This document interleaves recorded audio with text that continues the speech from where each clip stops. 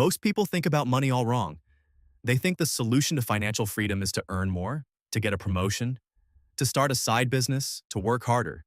But here's what almost nobody tells you.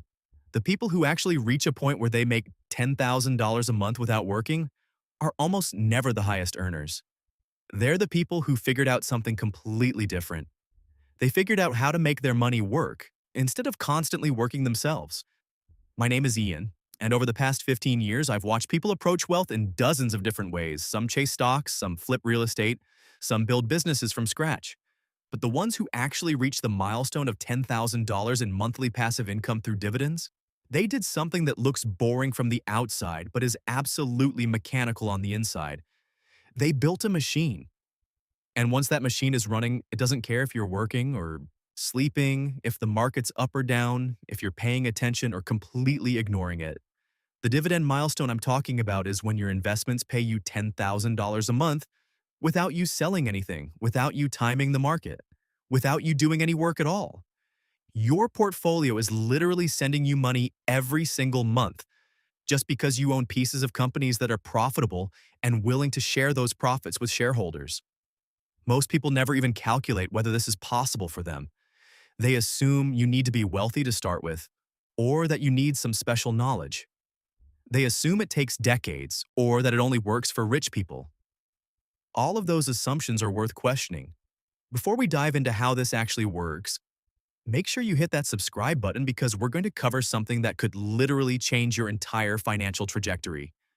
I'm going to show you the exact math, the exact system, and the exact mindset that separates the people earning $10,000 a month in dividends from the vast majority who will work their entire lives. Here's what most people misunderstand about dividend investing. They think it's risky because stocks go up and down. They think they need to pick winners. They think they need to time the market. They think they need special knowledge or connections or luck. And so they don't do anything. They keep their money in savings accounts earning nothing. They stay broke. And they convince themselves that passive income is either impossible or only for special people. But the system that builds $10,000 a month in dividends is actually the opposite of risky. It's the opposite of complicated, it's mechanical, it's boring, and that's exactly why it works. Here's the fundamental principle you need to understand. When you own a dividend-paying stock or fund, the company literally sends you money for being an owner. The amount doesn't fluctuate based on how smart you are or how hard you work. It changes based on how much you own and how much profit the company makes. Think about your job for a second. Your employer pays you because you show up and trade your time. You clock in, you work, you get paid. That's the basic exchange. But what if you owned a piece of a business that paid you without you showing up anywhere? What if the company earned profits, and because you owned a piece of it, you received a portion of those profits automatically? That's what a dividend is. And here's where it gets powerful. If you take that dividend and reinvest it, if you use it to buy more shares, you're not just earning dividends. You're earning dividends on your dividends. You're using cash to buy more ownership, and more ownership buys more cash. That loop is compounding in its purest form. Not theoretical, not someday. Actual money that buys you more income-producing assets automatically. Let me show you what this could look like with some illustrative numbers. Imagine you start with $10,000 and you invest $500 a month. That's $6,000 a year. You build a portfolio of quality dividend-paying companies or dividend exchange-traded funds that yield around 3.5% to 4%. All dividends are reinvested automatically. You don't touch the money, you don't spend it. You just let it pile up and buy more shares. In this hypothetical, by year one, you've invested $6,000 and your starting balance earns roughly $1,800 in dividends. Your portfolio is now around $65,800. Year two, you invest another $6,000 and your entire base earns more because your base is bigger. By year five, you've invested $30,000 of your own money, but your portfolio could be closer to $100,000 because of compounding. By year 10, you've invested $60,000 of your own money, but your portfolio could be around $190,000. By year 15, you've invested $90,000 of your own money, but your portfolio could be closing in on $300,000. At a 4% yield, that's $12,000 a year in dividends. That's $1,000 a month without lifting a finger. But you want to know what could happen by year 20? You've invested 120,000 of your own money, but your portfolio could be closing in on 500,000. At 4%, that's 20,000 a year. That's well over $10,000 a month in dividends. You've hit your target, at least on paper. Now, here's where this gets interesting. You can potentially accelerate that timeline dramatically if you're willing to change how you think about money. The people who reach 10,000 a month in dividends by their 40s or 50s aren't usually the highest earners. They're the people who invested aggressively. They're the people who made intentional choices about their lifestyle and committed to investing large amounts every single month. Imagine instead of $500 a month, you invest $2,000 a month. That's $24,000 a year. Now your timeline could accelerate significantly. With the same returns and reinvestment, you could hit $10,000 a month in annual dividends around year 12 instead of year 20. The difference between $500 a month and $2,000 a month could be the difference between reaching your goal at 60 and reaching it at 48. For many people, $2,000 a month is not an insane amount if they're intentional about their spending. It just requires choosing not to upgrade your lifestyle every time you get a raise. It requires saying no to things that everyone else says yes to. It requires deciding that your freedom is more important than impressing people with your stuff.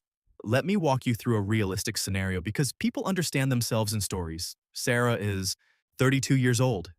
She makes $60,000 a year after taxes. That's $5,000 a month. She lives in a moderate cost of living area. Her rent is $1,200. Food is $300. Transportation is $200. Other essentials are $300. That's $2,100 a month.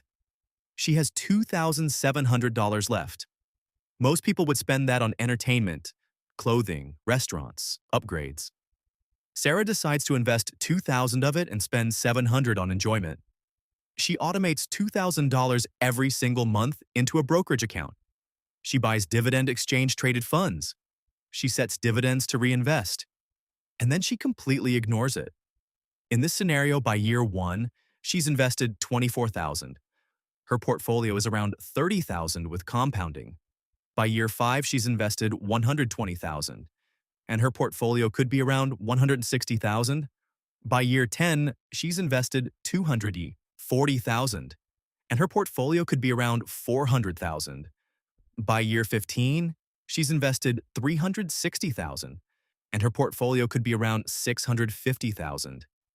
At a 4% dividend yield, she could be earning around $26,000 a year in dividends. That's over $2,000 a month without working. By year 17, she's past $375,000 invested, and her portfolio could be pushing $750,000. She could be earning around $30,000 a year in dividends. That's over $2,500 a month. She's not at $10,000 yet, but she's seeing real money. But here's what happens next. Sarah decides to increase her contributions to $2,500 a month instead of $2,000. She got a small raise and she commits to the increase. Her portfolio starts accelerating. By year 20, she could be well past $10,000 a month in dividends. That's her target. That's financial independence. Now, I need to address the thing that kills most people before they ever reach this number. It's not the math, it's not the complexity, it's the boredom and the emotional weight of doing something that feels insignificant for years. Sarah's first year of dividends is around $1,000. That's $80 a month. If you're investing $2,000 monthly, $80 feels like nothing. It feels pointless. People look at that number and think, why am I even doing this? They quit. But here's what they don't understand. That $1,000 in year 1 is buying more shares. Those extra shares generate extra dividends in year 2. Year 2's dividends could be around $1,300. Year 3 around $1,600. By year 5, her annual dividend income could be around $6,400. The curve is accelerating. By year 10, it could be around $20,000. The early years feel slow because they are slow, but the middle years and the later years can compound in ways that are genuinely surprising if you stay consistent. The second thing that kills people is panic selling. Sarah invests consistently for 5 years. Her portfolio is around 160,000. Then the market drops 20%. Her account could be down to around 128,000. Her brain screams that she did something wrong. She feels like she's losing. She wants to sell and protect what's left. And if she does, she severely damages the compounding she's built. But here's what the people who reach 10,000 a month understand. When the market drops, many dividend-paying companies continue paying dividends. The income often keeps flowing. If she owns quality companies, the payments can be quite reliable even when the price goes down, though this is never guaranteed. And her reinvested dividends are now buying more shares because shares are cheaper.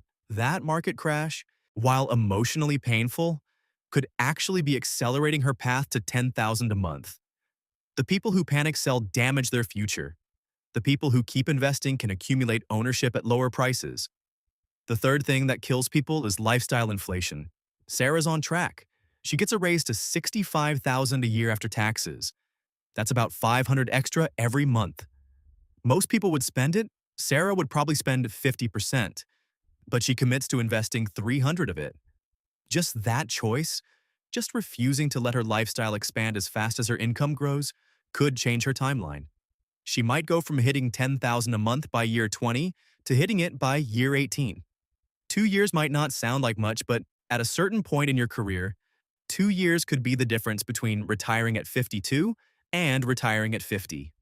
Let me give you the actual mechanics of how you build this because it matters. First, you need to choose your investments carefully.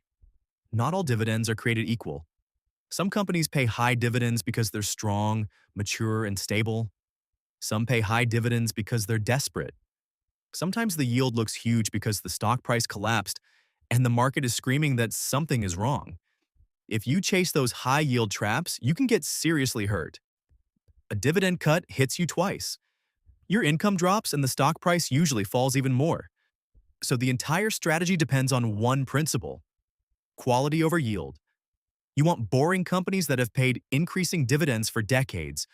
Coca-Cola, Procter & Gamble, Johnson & Johnson, utilities, consumer staples. The companies that people tend to buy regardless of the economy. The businesses where people are less likely to stop buying their products during recessions. That relative reliability is what allows the compounding to work over decades. The yield might only be 3 to 4%, but it's more likely to be sustainable. It may grow over time. That's the setup you need. Second, you automate everything. You set up automatic transfers from your paycheck to your brokerage account. The amount comes out before you see it. You make an investment decision once, and then the system runs. This removes the emotional component because you're not deciding every month whether to invest. The money is already gone. It's already working. Then you set dividends to reinvest automatically. Every time a dividend pays out, it automatically buys more shares. This is critical because the biggest enemy of compounding isn't the market. It's you. It's your temptation to spend the cash, to let it sit idle, to use it for something else. Automatic reinvestment removes that temptation. The machine runs without asking for your permission. Third, you measure progress by cash flow, not account value. This is where most people fail psychologically. They check their portfolio daily. They see the ups and downs. They get attached to the number. They start making emotional decisions. Instead, you measure progress by asking one question. How much did it pay me? You check your dividend income quarterly. You watch it grow from $80 a month to $200 to $500 to $1,000. That metric tends to be much more stable. It doesn't bounce around with market volatility in the same way. It can grow steadily if you stay consistent. And it becomes your motivation. You see the progress compounding. Fourth, you do your best to ignore the noise. You'll hear about market crashes coming. You'll see headlines about recession fears. You'll read about the next financial crisis. You'll watch your account value drop 30%. The people who reach 10,000 a month in dividends have learned to tune most of this out. They don't make impulsive decisions based on fear. They stick to their system. If the dividend is still being paid, they consider themselves fine. Actually, they may be better off because they're buying more shares at lower prices with their monthly contributions and their reinvested dividends. Fifth, you refuse to touch the principal. This is non-negotiable. The portfolio stays intact. You're not withdrawing money. You're not liquidating positions. You're building something for later, not funding today. Every withdrawal interrupts compounding. Every withdrawal steals from your future self. The people who reach 10,000 a month understand this so deeply that they would never consider touching it. They're patient. Now let me address the timeline because this is where people's expectations collide with reality. If you're starting from zero and investing $500 a month, reaching $1,000 a month in dividends could take roughly 10 to 12 years, depending on market conditions and dividend growth. If you invest $1,000 a month, you might hit that milestone in around 8 years. If you invest $2,000 a month, you could be looking at maybe 5 to 6 years to reach $1,000 a month, and then another 10 years to reach $10,000. So realistically, if you start at 30 with aggressive investing, you could potentially hit $10,000 a month by your mid-40s. If you start at 25, perhaps by 40. That's not decades away. That's within a normal working career. And once you hit it, you have options. You could retire. You could keep working and accelerate further. You could switch to a job you love that pays less because you don't need the money. The timeline may not be as long as people think if they're willing to be intentional. The people reaching $10,000 a month in dividends aren't special. They're just disciplined. They understand that every dollar they don't spend today is a dollar generating income tomorrow. The system is mechanical, replicable, and available to anyone willing to stay consistent while everyone else chases excitement. Freedom becomes more attractive than stuff. And once that shift happens, this goal stops feeling impossible. It feels inevitable. If you're ready to go deeper, check out my other videos on building real wealth through dividends. And if this opened your eyes, hit that like button and subscribe so you never miss what's coming next. The real game is building an income engine that runs while you sleep. Let's build yours together.